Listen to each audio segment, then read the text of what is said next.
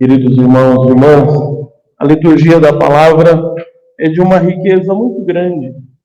A gente poderia ler tantos outros textos que o lecionário propõe para a gente, mas a liturgia desse ano prevê para nós a leitura do Evangelho sobre a vigilância. A vigilância significa que a gente não tem poder sobre o tempo da nossa vida, nem da nossa existência.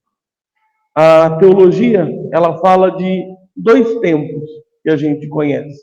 Existe o tempo do relógio, é esse que a gente marca a duração das coisas.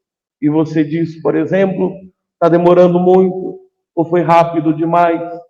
Mas esse tempo cronológico, ele é apenas uma organização nossa.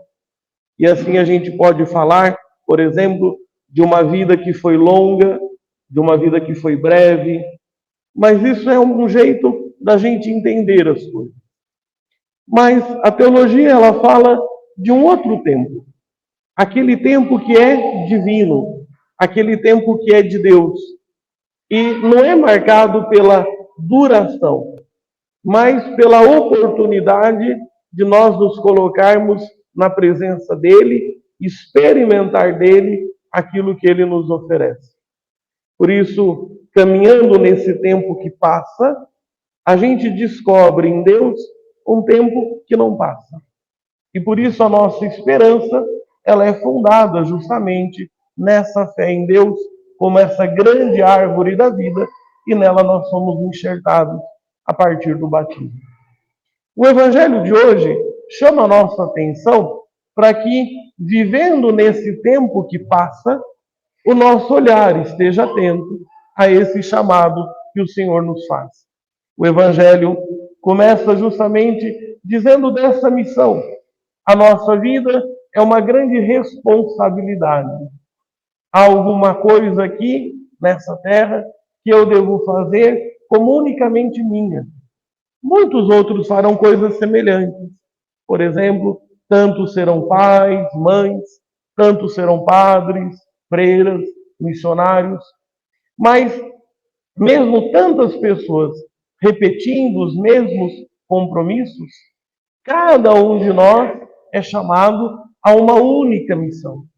Alguma coisa tão especial, tão radical, que somente cada um pode cumprir diante de Deus. Porém, a grande tendência e a grande tentação é que a gente se embriague nas coisas que possam até ser bonitas e interessantes, mas não valem tanto quanto Deus. E aí Jesus fala dessa situação de alguém que deveria cuidar, mas acaba se desviando daquele entendimento, não percebe nem o tempo que passa, nem a oportunidade diante de Deus que tinha para viver a sua própria missão. Vejam que no dia em que a gente poderia pensar na morte dos outros, e a gente faz isso no espírito de oração, o Evangelho fala para a gente se concentrar na vida que nós estamos levando, nos interesses que estão ocupando o nosso coração, o nosso entendimento, nas coisas nas quais estamos gastando a nossa vida. Tudo isso que eu tenho vivido, tudo isso que eu tenho pensado, tudo isso que eu tenho construído, está na direção desse chamado único que Deus faz à minha vida como ser criado à sua imagem e semelhança. É verdade que ao longo da nossa caminhada, a gente vai ser experimentado por situações de sofrimento que a gente não consegue explicar. Por exemplo, pode haver um sofrimento que a gente consiga explicar. Você está andando de bicicleta, perde o equilíbrio, se machuca, fica fácil. Você diz, olha, me desequilibrei, havia ali uma pedra no meio do caminho. Ou, por exemplo, você está fazendo um serviço na sua casa, se machuca. Há formas de sofrimento que são explicáveis. Mas quando a gente tem que enfrentar uma maldade que a gente não consegue identificar muito bem, quando a gente tem que lidar com uma situação de doença, de limite, de uma fragilidade que nada ali pode explicar, então o nosso coração, ele sofre bastante. E a gente precisa procurar em Deus, se não a explicação para as coisas, porque elas não vão diminuir o nosso sofrimento, mas que a gente saiba buscar em Deus a nossa consolação. E aí, a primeira leitura de hoje é tirada do livro de Jó. A gente costuma retratar Jó como esse homem de uma paciência incrível, que mesmo sendo contrariado por dores, por humilhação, até pela incompreensão de quem estava muito perto dele, ele resiste na sua fé e não blasfema contra Deus. Mas Jó, mais do que um homem paciente, é um homem que sabe escutar o que Deus lhe fala no seu sofrimento. Por isso, ao longo do livro de Jó, ele vai aprofundando a sua própria fé e termina no final do livro dizendo: falava de Deus coisas que eu não compreendia. E às vezes, uma situação de sofrimento vai ajudando a gente a purificar o que de fato é Deus para a nossa vida. E nessa passagem que nós escutamos isso, Jó compartilha com cada um de nós uma intuição. Aquele que nos ama vive. Aquele que nos ama pode nos resgatar. E essa confiança que está gravada no meu coração, eu gostaria que estivesse gravada nas pedras, para que outras pessoas pudessem conhecer e compartilhar essa mesma esperança. Finalmente, na segunda leitura, tirada da primeira carta de São Paulo aos Coríntios, capítulo 15 inteiro dessa carta, é uma grande meditação sobre a força da ressurreição de Jesus na nossa vida. Se Jesus não tivesse ressuscitado, toda a nossa existência ela seria uma bobagem, seria um vazio, seria uma grande mentira. Por que amar as pessoas, se depois da morte faz a gente se afastar?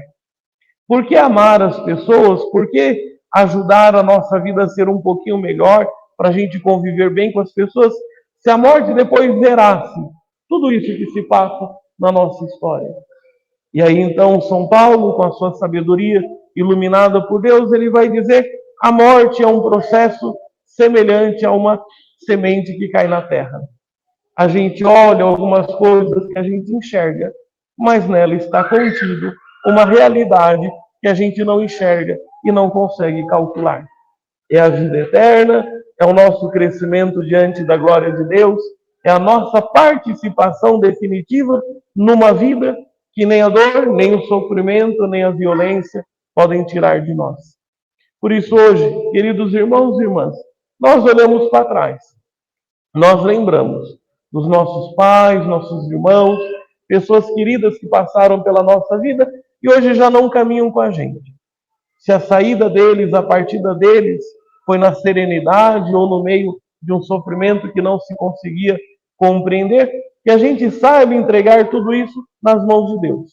Mas nós ainda temos um grande caminho a percorrer. Se essa é mais uma missa entre outras, se essa é a última missa da nossa vida, se hoje for o último dia da nossa vida, o tempo que se mede não interessa. Interessa o tempo em que a gente se coloca diante de Deus e abraça a sua palavra com o máximo do nosso coração. Qual é a tarefa que a gente precisa cumprir? Qual é a missão que Deus deixou para cada um de nós? Que nós permaneçamos atentos a essa missão que Deus entregou a cada um de nós e que a gente não se distraia, que a gente não se desvie. E naquele momento definitivo, receberemos na presença de Deus aquilo que é a nossa recompensa, aquilo que é a promessa que Ele deixa no coração de cada um de nós. Hoje recordamos os finados, mas lembramos daqueles que ainda o caminho não chegou ao fim. Ainda tem muita coisa a cumprir e a viver. Passamos um instante de silêncio e rezemos.